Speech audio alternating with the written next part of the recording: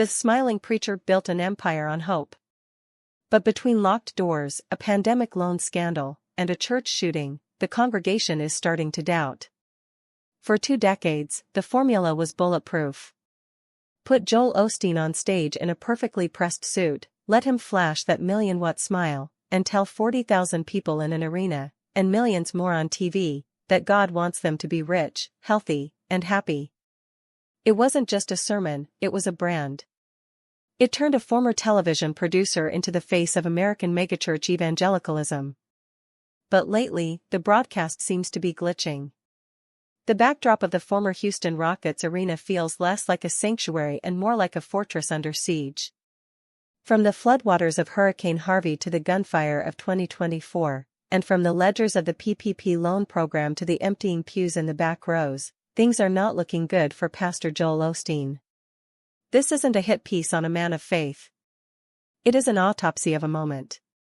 The prosperity gospel that built his $50 million empire is facing a reckoning with reality.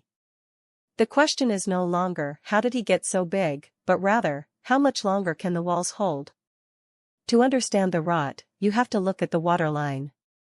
Specifically, the waterline from Hurricane Harvey in 2017.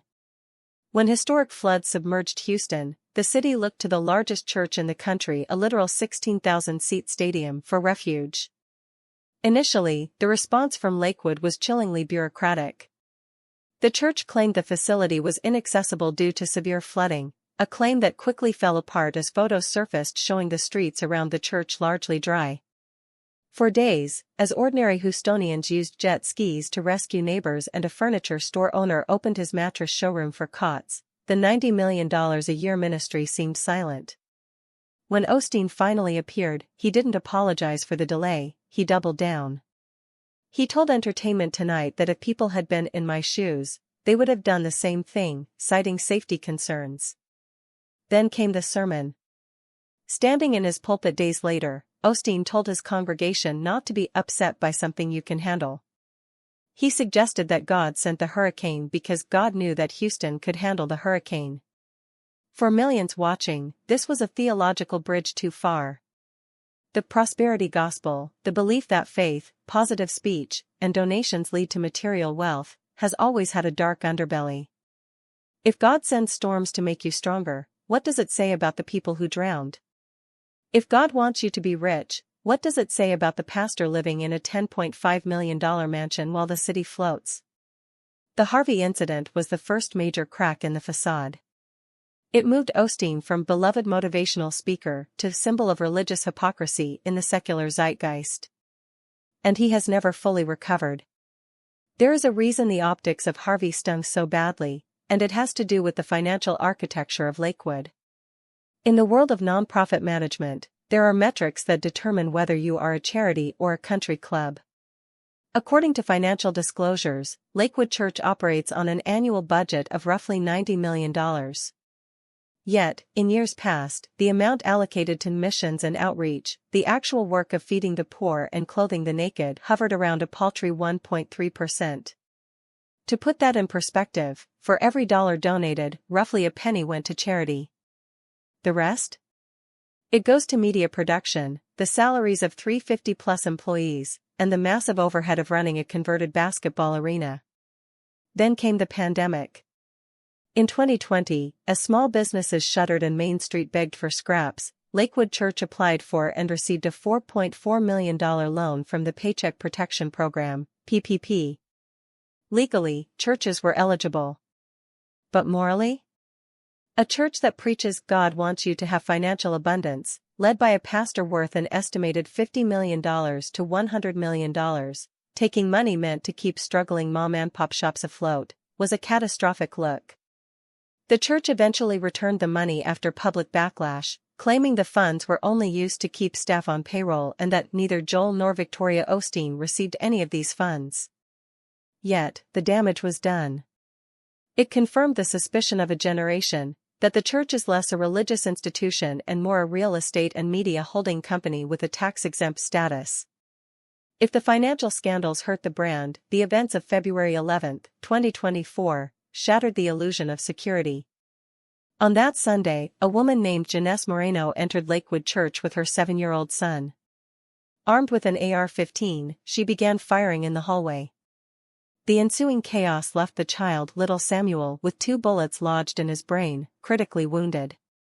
A 57-year-old man was also shot.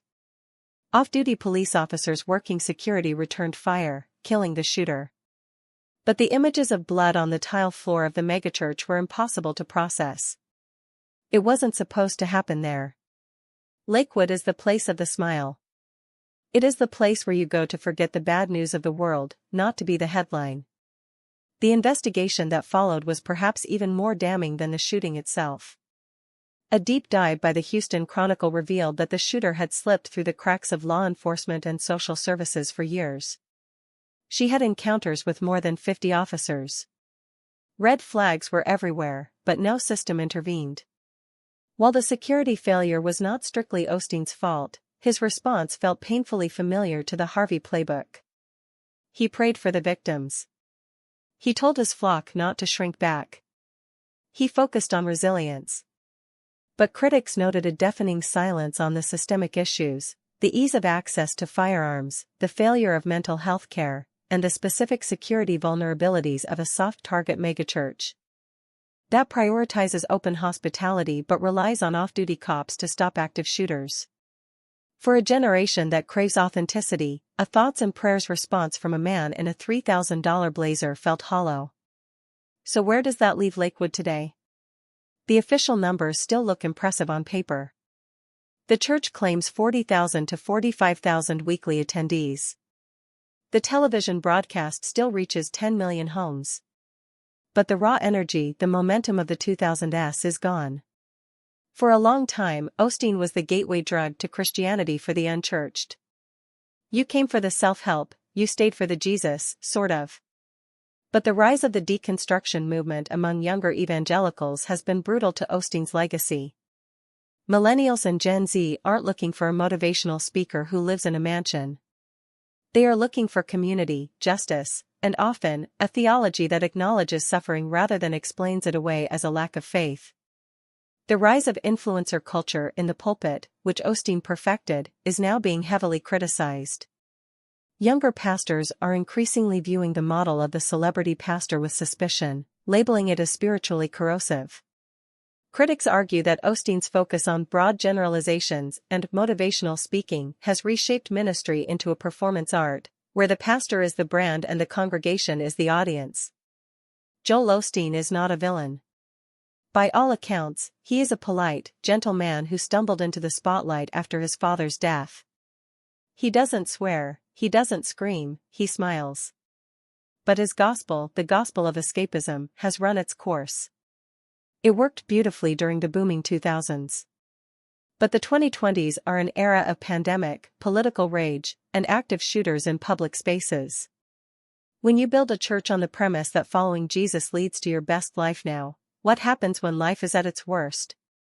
If the congregation is losing their homes, their health, or their children to violence, and the pastor tells them to just speak victory, they will eventually stop listening. The cracks are showing. The seats are not as full as they used to be. The smiles are a little more forced. The empire built on a basketball court is now defined by a hurricane, a loan application, and a tragedy. The man who taught America how to be happy is learning a hard lesson: you can't manifest your way out of a reckoning.